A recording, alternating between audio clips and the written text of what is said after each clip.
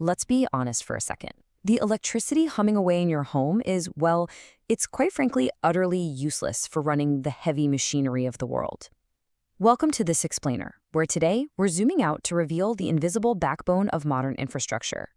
We're going to look closely at three-phase power systems and unpack exactly why the massive industrial feats we rely on every single day require a completely different approach to energy delivery. So you might be wondering, why won't a standard house plug run a factory? Look, it really comes down to pure scale and the sheer physics of delivery. Almost every factory, massive data center, and global power grid in the world runs on three-phase power. They completely ditch the standard single-phase power that's pulsing through your wall outlets right now. When you're dealing with the massive amperage and continuous heavy loads that factories draw to, say, stamp metal or run those giant conveyor belts, a single-phase system just doesn't cut it. It's totally not up to the task of global industry. To understand why, we really need to think about how energy actually flows. Single-phase power delivers energy in alternating pulses that repeatedly drop to absolute zero. Now, your household toaster, it really doesn't care about that momentary dead spot. It just heats up. But for a massive industrial lathe or a super intricate manufacturing robot, that zero drop is highly inefficient and creates a ton of mechanical vibration. Three-phase power, on the other hand, delivers a much smoother, perfectly constant flow of energy. Absolutely no dead spots, just continuous, unrelenting power. The secret sauce behind this incredible efficiency actually comes down to a very specific, elegant geometric number, 120 degrees. Instead of pushing just one wave of electricity, we're pushing three completely separate alternating current waveforms through the transmission lines simultaneously. But they aren't just thrown in there randomly. Each waveform is carefully, precisely staggered from the others by exactly 120 degrees. Think of it kind of like a perfectly synchronized, highly tuned V6 engine. Because these three waveforms are staggered by exactly 1/3 of a cycle, a metaphorical piston is always firing. At any given microsecond in this system, at least one phase is near its absolute peak voltage.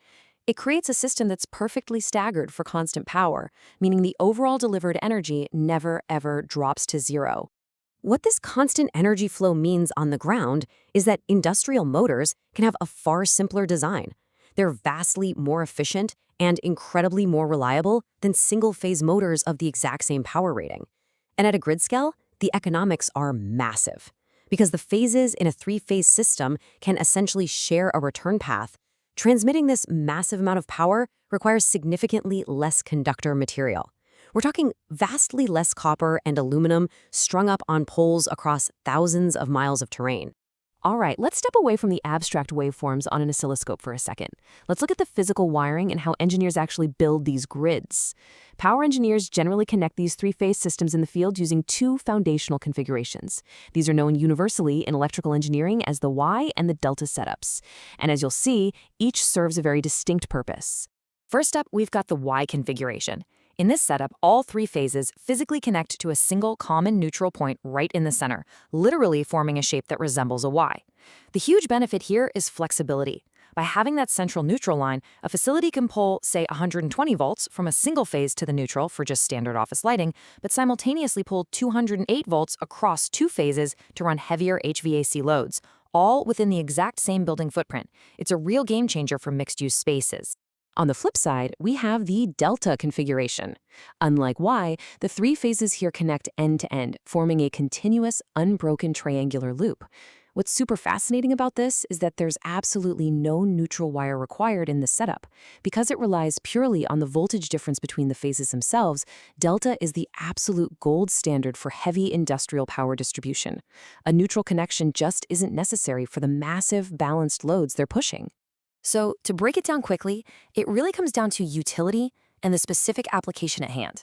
Y gives you that central neutral point, unlocking essential voltage flexibility for diverse electrical equipment in those mixed-use buildings. Delta skips the neutral entirely to provide a robust, unbroken loop designed purely for raw, heavy industrial distribution over long distances. Knowing which of these two to deploy is pretty much a foundational decision in any major electrical design. But how does the staggered wiring actually translate into physical motion on a factory floor?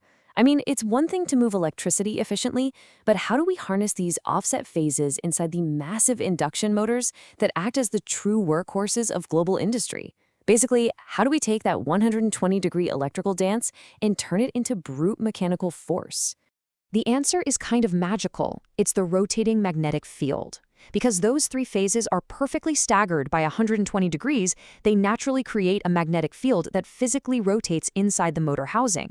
It seamlessly pulls the central rotor along with it, and it does this without any physical brushes making contact. No brushes means no friction, no sparking, and a motor that is virtually indestructible. It's just an incredibly elegant piece of physics doing all the heavy lifting for us. Now, engineers must meticulously calculate these systems using a critical metric called the power factor. This basically describes how effectively electrical power is actually being converted into useful physical work. A great way to think about this is a glass of beer. The liquid is the real working power you want.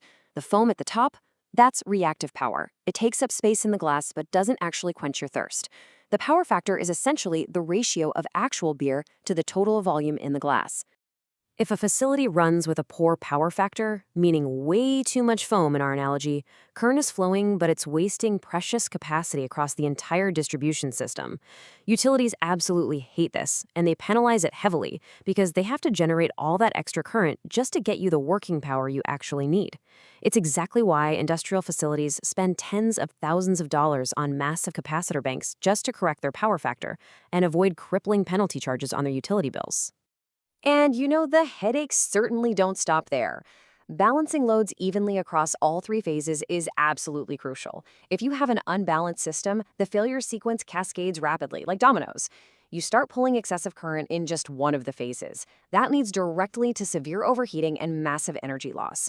If you leave that unchecked, it ultimately results in catastrophic equipment failure. That 120-degree electrical dance we've been talking about, it must be perfectly balanced at all times. Zooming back out to the global scale, this is exactly why three-phase power is the universal standard. It's literally the fundamental language the global grid speaks. Mastering these concepts, from the nuances of Y and delta configurations to power factor correction and precise load balancing, is absolutely essential for any engineer working in industrial, commercial, or utility-scale electrical design today. This is because generators at nearly every power plant in the world natively produce three-phase AC power.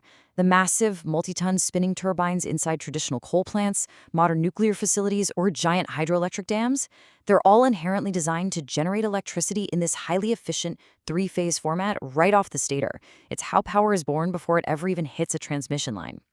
But here's something that's really fascinating. Even highly futuristic, decentralized, renewable energy sources have to conform to this historical standard.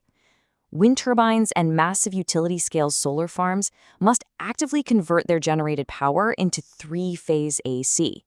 They do this via enormous industrial inverters just to be able to synchronize their frequency and successfully talk to the existing legacy power grid. And that right there is why we call it the invisible backbone. Three-phase power is hiding in plain sight behind nearly every massive machine you rely on every single day. From the high-speed elevators seamlessly launching you up towering skyscrapers to the precision robotics manufacturing your cars and electronics, it's this perfectly synchronized delivery of power that makes modern life possible. It really leaves us marveling at the sheer scale of our reliance on this synchronized electrical dance to keep the modern world turning. So consider this. Next time you look at a massive piece of machinery or a towering skyscraper, are you just going to see the metal and glass? Or will you see the perfectly synchronized 120-degree engine of three-phase power invisibly driving the whole shebang? Next time, in our next explainer, we're flipping the script entirely. Instead of looking at massive grid-scale power pushing megawatts across the country, we're zooming all the way down to the microscopic level. We'll explore the tiny, intricate components inside every single circuit, starting with diodes, transistors, and MOSFETs. Thank you so much for learning with us today, and I'll see you in the next explainer.